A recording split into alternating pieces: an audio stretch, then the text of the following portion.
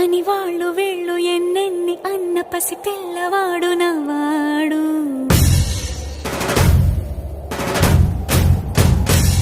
విడుముండోడు అని ఊరు వాడ అనుకున్న గాని మహారాజు నాకు నవ్వాడు.